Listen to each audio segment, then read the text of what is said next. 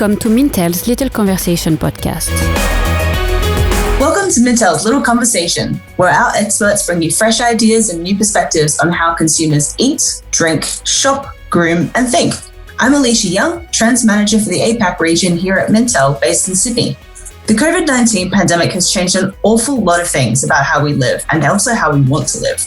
For many people who are forced to work from home almost indefinitely, this has meant more freedom to choose where that home could be, without the proximity to an office or a workplace being the deciding factor. In the early days of the pandemic, we saw so many photos of dead quiet CBDs, empty buildings, tumbleweeds rolling down the streets. Without people bringing them to life, cities are quite really eerie places. Many question what the point of cities would be if office workers were no longer bound to them 5 days a week. And some people even started to call the city obsolete as a concept. Now, over almost 18 months at this point, from when we were first told that we all had to work on home on Monday just to kind of see how this would play out, what roles do we think that cities, and indeed what roles do we think that cities should be playing in a post-COVID world? To tackle these big questions, we've got some of the heavyweights of consumer trends analysis joining me from around the world. We've got Richard, Diana, and Matthew. If you could go around kind of in that order and introduce yourselves and just throw in how your living situation has changed in the since this time last year.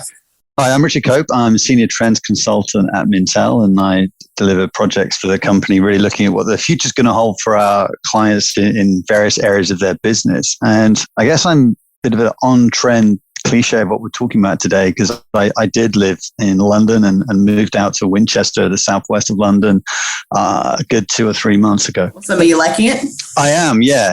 I'm enjoying the space and the pace, but still having sort of access to all the convenient things you get in a city as well. So yeah, it's working out well. Thanks, Alicia. Excellent.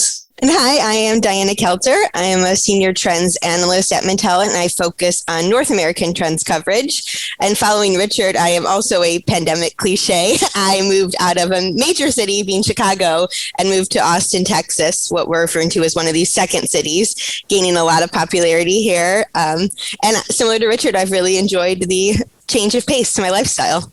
Hi, I'm Matthew Crabb. I'm the Trends Director for Asia Pacific. I live in Kuala Lumpur and I moved next door, literally. That's cool. And how was that for you, the change in scenery? Brief. Not much of a change of scenery, no. Good one. Thank you so much, everybody, for joining. So this is a big topic, so maybe we'll just get stuck right into it. Given we are all experts in what consumers want and why, maybe we'll start with the consumer. So do you think that people have prioritized or reprioritized, what they look for in their physical locations? So thinking their city, their neighborhood, their physical spaces as a result of COVID. Anybody got any initial thoughts, Diana? Yeah, I can kick off with like a foundational way to think about it, and then I'd be curious to hear what Matthew and Richard have to say. So I think one thing that's interesting, I think globally we've all seen these headlines that go back and forth, almost causing us to spin our heads around, because some are saying cities are dead, they're not returning, and then some are saying cities are alive again, cities are flourishing. So I think one thing that's come to my attention is just thinking about the constants we know of when it comes to how people live and why, which is that younger people tend to always flock to cities because they want to set up their networks. They want to set their base. They want those cultural aspects of a city. And as people get older and their priorities shift, they tend to want more space. They want a house. They want places where their kids can go to school and all just different priorities. And so I think those things have remained constant. I think right now we're continuing to see cities flourish again because young people want the city lifestyle. If they always wanted to live in New York, that's something that they're still going to go after and achieve. I think what COVID shifted is the acceleration or the manner and the pace of which people made these decisions. And I think we're seeing that cities like, and specifically in the US market, some of these smaller cities like Austin, where I am, or Seattle or Nashville, that have never had those major aspects of New York, Chicago, or LA, they're taking on those elements. So I think it's breaking up some of that huge fluctuation of young people that would always want to go to New York or Chicago, and they're finding some of those elements in Austin or Seattle. So I think that's, especially with COVID, now we're seeing that shift where people maybe aren't making that drastic shift to a major city because they're getting what they want from these smaller cities. And I think we're seeing that as people who are in that life stage, or maybe they'd want to go to the suburbs. It's maybe just happening. COVID accelerated that. Like maybe they would have waited traditionally 5 years, but now with remote work, they're like, I actually have always wanted to live closer to my family. I was planning to do this kind of move. So now that I don't have my office, I'm going to make that move maybe 2 or 3, 5 years earlier than I initially planned. So I think we're seeing COVID shift things, but I think those foundational elements haven't really gone away of what people want. That's always a really good way to think about trends, actually. They're like looking at the things that don't change is often just as important as looking at the things that do change, right? Like everyone was always asking, exactly, what are the massive things that have changed? What have we seen change? And it's like, well, if we look at the basic things that haven't changed, we can kind of work around that and then adapt, right? I always believe you have to look to the past to look forward to. So absolutely, yes. It's important to look at what, yeah. Richard, any thoughts on that as well? Yeah, I mean, thinking about the constants and what may have changed is one thing that occurs to me is really around demographics, because I think what we had before, we've got an aging population profile, lots of the countries we're talking about here, and that had never really diminished urbanization rates, because, you know, people who have health issues and things, as they get older, they wanted the convenience and the proximity, I think, of healthcare at their doorstep. Now, I think what's changed during this pandemic is lots of patients, lots of doctors had a real crash course in kind of e-health, remote consultations and things like that, remote monitoring, etc. And I think that's turned out pretty well. And I think that pull of cities for a lot of those older people may have actually weakened. And instead, you're going to get them creating this big market for sort of home tech wearables and things like that. And that sort of stops them possibly having to live in cities. But you can flip that and say that, aging, you can also argue that the aging population will continue to strengthen urbanization, because obviously, I don't care what any of the politicians say in all the countries we are in at the moment, aging necessitates migration. So migration, young people moving into countries, they are going to continue to head to cities of some description. So that aging population will continue to create that process as well. I guess the other thing that's happened in terms of reprioritization is people, if you are living within a city, it is what do you want? And I think even if you're staying within the city boundaries, people do want more space, or at least access to public spaces if it's not in their own home, clean air, things like that. So we're obviously seeing lots of anecdotal evidence about that real estate shift as well. And we've obviously seen the very strong links with urban pollution leads to, high levels of PM 2.5, poor lung health, poor heart health. And, that's really been hammered home by the pandemic. So I guess the other thing is within cities, people are looking for a different kind of urban environment, even if they're not leaving the city. Yeah, absolutely. That's a really interesting point actually that you raised about just because everybody, people are getting older and perhaps they are aging in place. That's something that we actually spoke about a fair bit in one of our trends. I say that because I wrote it, sustainable spaces, where we spoke about aging in place and these aging demographics. But that is going to necessitate younger people coming in to look after them, right? Like they're not going to be able to just stay there by themselves. We're going to need migrants or people coming into those spaces in order to, if not necessarily care for them, certainly work in the shops and work around them to facilitate it being an area that can be lived in. Really interesting point. Matthew? Yes. So I'm going to talk about how people view and use spaces in the urban context. So during lockdown, a lot of people were stuck at home and got to see the interior of their homes for extended periods of time. And all of a sudden, they sort of started spotting the messy corners and the bits that hadn't been cleaned, and then started moving furniture and thinking, that looks better, or they wanted to start changing things. And I think a lot of people have started to rethink how they use their space that they live in. And I think that's also had a knock-on effect in terms of, well, what do I actually need? So as well as seeing a change in how they view and use their own four walls, if you like, the space in their homes, people are also thinking more about how they view and use space in the wider urban situation. For instance, people being locked home, basically they've had to use services to your door. So they've been thinking differently, or they've been forced to think differently about how the dynamics of a city work and how they use space. So in some ways, I think we've seen a mindset change. We've seen an acceleration of developments in new services and so on. I don't think we've yet seen the real significant change. I think that's something that we can still look out for. But I think having had that mindset change, that's the important part. People are starting to think differently about cities and how they use them? That's a really good point, Matt. Thank you. And that actually leads me really nicely to my next question, which is, are there any changes or innovations that you saw that were initially forced upon cities, cities in your region, because of COVID, that have actually proved beneficial to consumers or, citizens, people, whatever, the people living in these cities, beyond just their COVID safetiness, the way that they make, that's the thing, right? The way that they're COVID safe. Do you think these changes or any changes that you've seen, do you think that they'll remain long term? Do you think that they'll be quite short lived perhaps? And things will, as we said just before, as Diana mentioned, could just go back to normal because they're not addressing a fundamental constant need for consumers? Well, one thing I think that has been a beneficial shift, and I don't think this was obviously new to COVID, but COVID did enforce the necessity of it, which is the reliance we've all had on the outdoors. I think pretty early on in the pandemic, it was in the US, it was like April. So it was kind of when weather was starting to get nice across the country. And so the outdoors was pretty quickly on deemed a safe area to socialize, to spend time, to go for walks. It was just kind of that space where you could feel a sense of normalcy, I think.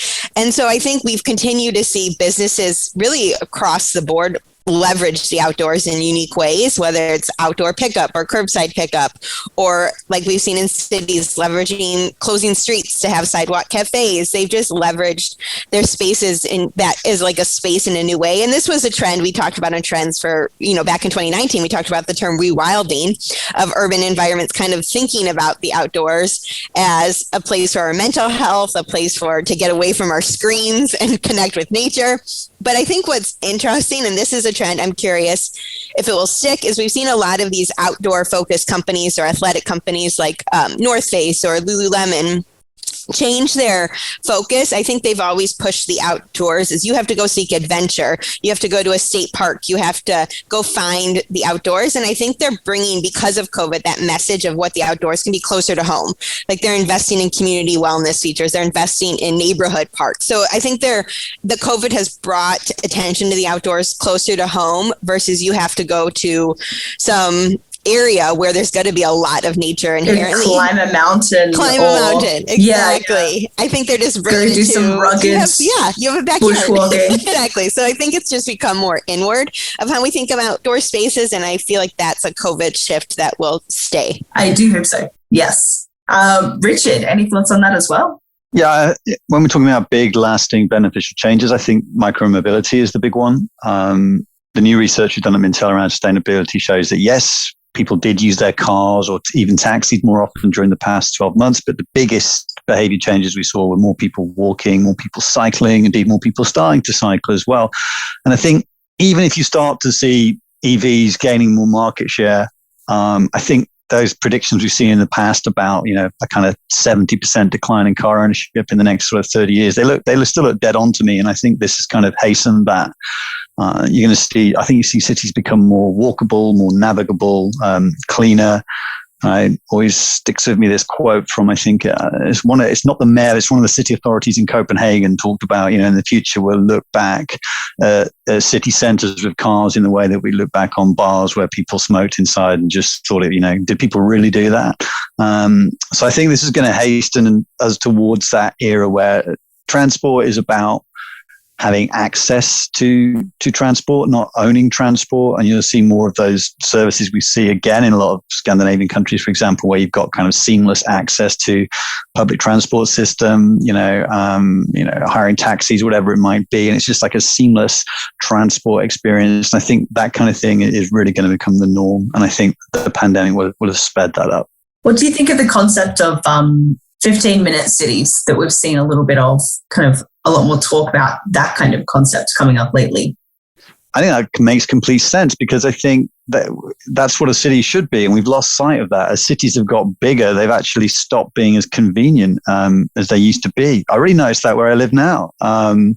I'm sort of 10 minutes, walk from a city centre. And actually it's much more accessible and things I can do compared to when I was in London. So yeah, I think cities have lost sight of the convenience, the kind of driving factors for why people want to go there. And this is all things like the 15-minute city. It's just to Diana's point, it's about getting back. Let's go back to the past. Let's remember what were the sort of founding principles of this in the first place. So yeah, it's back to our roots, I think, when it comes to those kind of concepts.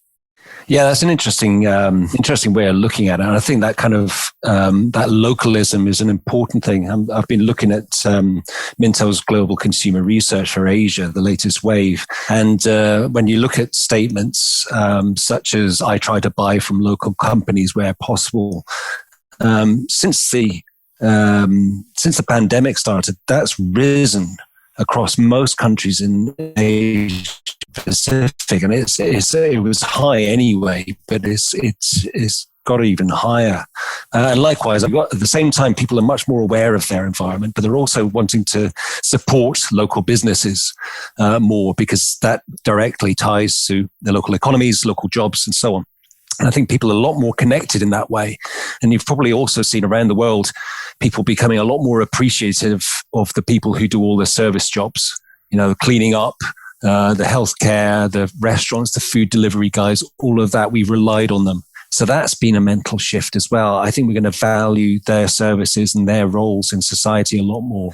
And I think, we've already seen in the past cities trying to get things like local markets, artisan markets, that sort of thing going. But perhaps now we could see potentially more of an appetite for that amongst a broader perspective, a broader gamut of consumer groups, not just the sort of well-heeled sort of wellies and Range Rovers weekends. Kind of a mainstreaming of it. Yeah. So I think that might go mainstream, which will be great, I think, because people are looking to support local businesses, as I say, not just in terms of the city space, but we're seeing this online. People have been, supporting local farmers, local markets, local producers, local shops through e-commerce, through social commerce during the pandemic to help keep those businesses going. So again, I think we've seen a shift in mindsets amongst consumers that has potential for these kind of developments to really grow in the future. I just want to build off of that with what Richard and Matthew are saying about like the 15-minute city and then this idea of localism. I think one challenge we're seeing in the U.S. is, as we do see a lot of people shift to some of these smaller cities, like I'm one of those people who shifted to Austin.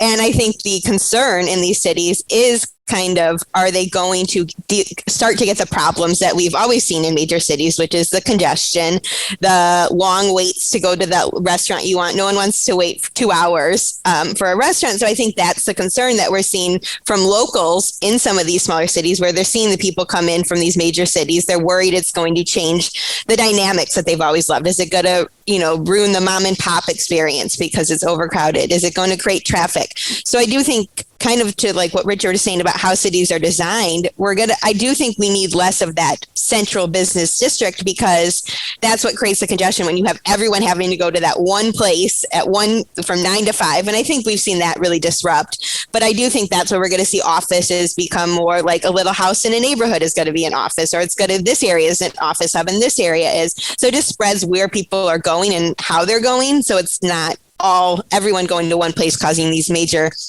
congestion issues. And I think it's really going to create opportunities for cities to work with urban planners and architects, because they really are a foundational way. They kind of set the tone for cities, and then businesses and brands and the residents kind of build upon that. But I do think it's going to be a lot of integration of different experts coming together. It is actually a really interesting point, and it does kind of make me think, as everyone has moved so quickly to these different cities, because it all did kind of happen relatively all at once. Cities weren't really built infrastructure-wise to accommodate such an amount of people in such a short amount of time. Roads take time to build, and houses take time to build, and all of these different things take time to kind of grow. So I think that's a really interesting point as well, that if we've got this time and this moment to reconsider how we set these things up, then what do we do with that? I guess that actually kind of leads me nicely to my next question, which was about the role that perhaps brands can play in this space. You know, as we've seen this significant decentralization of people moving away from city centers to some degree and moving in and kind of spreading out. What, if any, do you think that the opportunities are here for brands, or things that at least brands should really be considering in this space as well? Yeah, I think picking up from my my earlier point, I think there's opportunities for brands to be involved at a local level. I think one of the other things that we've seen from our global consumer research is that people want brands to be involved in their communities, not just to sell at their communities or at them and to make a profit. They want to see brands increasingly be part of the community for a positive. So I think there's all sorts of potential things that brands can be involved with.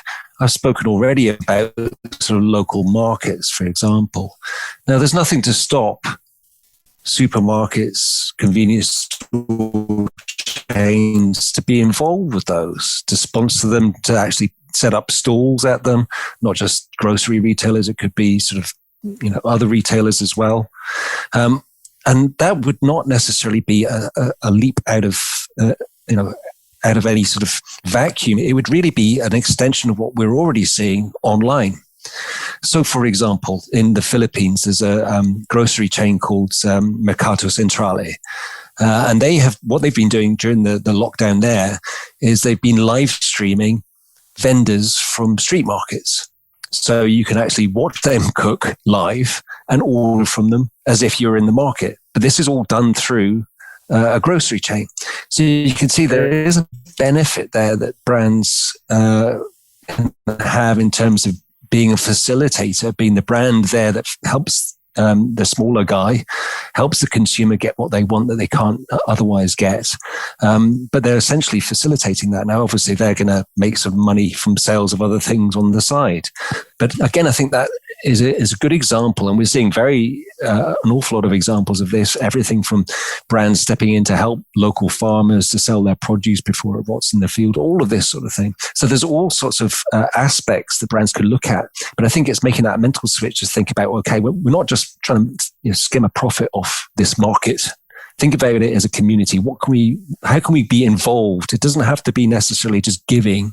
It can be about collaboration, and there can be a profit motive in there as well. But working with the community rather than just taking money from it. Yeah, I would say I think where brands have an opportunity is not just thinking about the transactional value they have with customers, but where they can be a resource. So a couple examples I have, Best Buy announced they're piloting a membership program, an annual membership program, where you get more on-demand access to what they refer to as their Geek Squad, so their tech support team for any of your tech issues. So it just gives you a little more personalized attention, and I think it comes with like the free shipping and those kind of things as well. But to me, it kind of where my head went when I heard that was they're trying to be that resource gap. If people maybe invested in a lot of tech this past year, which they did because they were all at home, or maybe they moved and they're not by their office, so they don't have that on-demand IT support they did when they used to go to the office. I would be in that boat. I used to have IT right in the office, and now we're states apart. So I do think they're kind of aiming to fill that gap of being that tech resource when you don't have that on-demand access. And then we've seen other brands take a resource approach of being a connection builder, I guess you could say. So Outdoor Voices, an athleisure activewear company, they used to do pre-pandemic workout events where they would partner with either local gyms or use local parks, and they would just bring people together in specific cities to have an event. And they took it virtual during the pandemic, and now they're actually starting to bring them back in person. And I actually signed up for one here in Austin. It's a dog jog. You can bring your dog to the store. They do a jog around this area, and then they have a local restaurant provide food afterwards or drink. So to Matthew's point, it's bringing in the local businesses. Even though they're a chain, they're connecting with the local businesses of that city. So people get the chance to taste it, experience it. So I think especially if people are moving, they need those places to find new friends, new connections. And I think the more that brands can be a resource and not just focus on what is that product I'm selling, but actually what is the full value of my business and how can I use my space to bring people together, I think that's going to be a unique value add for brands. I totally agree, Dana. And to your point about building on that in terms of retail, I mean, the sort of convenience store is what we're seeing flourish, certainly in Europe. People, it's getting away from the out-of-town supermarket. We talked earlier about the car disappearing. Being able to walk to your local convenience store, that is where all the traffic seems to be. Yes, of course, we know online is growing its share, but that is still really, really flourishing, especially amongst young consumers who are less likely to own a car in the first place. So I think those areas have a really strong future going forward. And that's where we're seeing all the growth at the moment in retail. That's a really good point. I just really like this idea of living out. Back when I was younger, I did immediately move away from the suburbs as quickly as I could, as I'm sure a lot of people did. But now I'm actually kind of really excited about them. I'm really excited about, having fun, cute bars out there and living out with space as well, but still being able to walk to things. I think I'm very excited about it all, frankly. Let's flip this on the other side now, though, right? So we've spoken a bit about if all of these people are moving out of the city or they're not spending quite so much time in the city centre as they were before. What do we think is actually going to happen to that city centre space? So if we think about businesses downsizing, even if they're still keeping office space in the city, they're probably going to have a bit less than they were because they're going to have people not being in the office all the time. I know that, certainly a lot of businesses around us, a lot of our clients have certainly been doing that. What's going to happen to all that space? What is the actual city centre going to look like in the future if it isn't quite so in demand as it used to be? Yeah, I build on that. I think, there's practical and positioning opportunities for brands around this. I mean, I guess the practical thing to talk about, if there is this kind of suburbanization trend, is, it's a boon for DIY retailers, hardware retailers. But I think, brands can do more to help in terms of, relocation, building new communities like Dana's just been talking about, and, genuine real world social networks. There's the practical side of thing, giving people access to tools or recommended tradespeople and things like that. But, these kind of things, this urbanization, and I know we're going to talk about home working as well. It's going to build on what Dana was talking about earlier as well. It's really going to reinvigorate local neighborhoods, I think, in that sense. These areas are going to be less transient. They're not going to be about kind of dormitory towns where people sleep and then go to work. It's going to really reinvigorate them. So there's going to be loads of new leisure opportunities, retail opportunities in those formerly residential areas. So it's very good news for them. Yeah, I totally agree. I think we're going to see, sort of the corporate side, the commercial side recede slightly from the city centres. We're already seeing that in sort of the way that shopping malls are becoming much more entertainment focused than necessarily retail focused. But I mean, in many ways, if you think about how cities really developed historically, they started with, being built around churches, cathedrals, universities, that sort of thing. And I think that's, I could see city centres becoming the seats of learning, education, culture, entertainment, much more again. And, you think about Disney World, they used to have Tomorrowland or whatever it was called. I mean, maybe it'll become like that. City centres will become places where people experiment with new ideas. Because you've got the space to do it in, and you've also got, the critical mass of population around to share those ideas and maybe develop those ideas in new ways. So I think there's all sorts of possibilities there to rethink city centres in a more creative way and think about not just the profit motive and how much you can sell the property and the land for, but think about how much you can actually get out of a city centre in terms of creative output. I agree with both of that, Richard and Matthew. I think we are going to see, going back to this trend of rewilding and kind of what Richard was saying, I think we're going to see a lot of cities embrace this concept of space just to play, where there's going to be art, there's going to be architecture, there's going to be more smaller, like little room for pop-up things to host pop-up markets, host events during the different seasons. And I think we've seen this trend in major cities happening for a while. I think COVID is just accelerating it because that demand for office space won't be as high. So I think in New York, for example, Central Park has always been that hallmark of the city where you can escape and you have that sense of a park. I think we're just going to see that expand, where it's no longer just going to be Central Park as that place you go for that experience. You can get it in this borough or this area, and it's just going to expand more. And I think in Chicago, we're seeing that as well right now in the downtown area. Millennium Park is kind of that area for people where you have like space and you have parks and things for kids to play. And I think we're just going to see it. You don't have to go to that hub for that. It's just going to be blended in across all these downtown districts. And then there's the whole concept of urban farming as well, vertical farming. And they've been talking about, I don't know if it's actually been built yet. In Shanghai, they were talking about building a whole district of urban farms and bringing farming into the city centre. And we've seen that in Singapore on top of car parks. They've turned those into hydroponic planting beds to grow vegetables. Here in KL, we're starting to see that. So I think there's all sorts of opportunities, as you said, sort of, green those urban spaces, those central urban spaces again. Yeah. Okay. Well, just a little caveat. I mean, let's not forget that the majority of people, still in rich countries still do jobs. They don't do jobs that can't be done from home. So we're still going to have commuter flows into centres. We are. Not everyone's doing podcasts from their rooms. But you're right, though. I mean, the CBD as we know it is going to decline. I don't really lament the loss of it, really, as a traditional place. I always think of the CBD, certainly in Europe, as something which is, particularly the weekends, is very sort of soulless and empty and corporate. And I guess as service businesses are going to downsize, then maybe, it frees up that retail and real estate, and the centre could become something different. Obviously, people already talked about it might become something more residential. Maybe not to the point of New York, when New York was bankrupt in the 70s, and you suddenly had all these music stars to be living in sort of downtown New York in loft apartments and things. Maybe it's not going to get to that stage, but I think it could become something which is, a more revitalized art center. Maybe some of the traditional trading we used to see, maybe that's going to come back. I mean, that's what strikes me in London. I mean, you go down to Covent Garden in the center of London, you've got the Covent Garden Fruit Market, and that's where the fruit market used to be as recently as the 1970s in London, and that's now moved out of the center. Maybe things like that are going to come back, and those kind of more expansive traditional retail markets could come back. So you might get farmers markets in what was the CBD. Obviously, you can talk about them becoming areas for startups as well.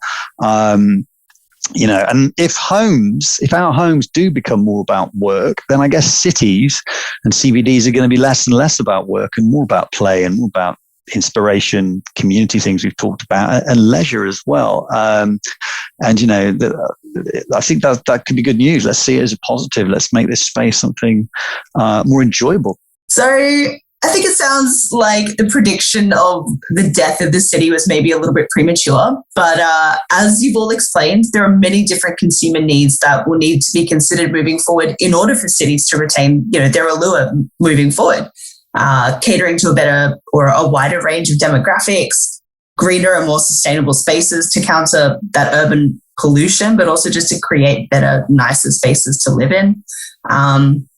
Allowing for community and social spaces to basically do what cities do best, which is just bringing people together and creating a sense of community and creating a sense of, that bustling sense of people wanting to do things. I think there's life in the old city yet. So that's about all we've got time for today. Thank you so much to my guests, Diana, Richard, and Matthew, for joining in what I think is a really enlightening chat. Thank you so much, guys, for joining me. If you'd like to know more about Mintel, who we are and what we do, head over to mintel.com and follow us on social media. We're on LinkedIn, Instagram, Twitter, and Facebook. And check out our blog for even more insights from both these analysts, but also many more. Thank you very much for listening, and make sure you subscribe, rate, and review this podcast wherever you get your podcasts from. If you like what you hear, please tell your friends, and we'll catch you again next time for another episode of Little Conversation.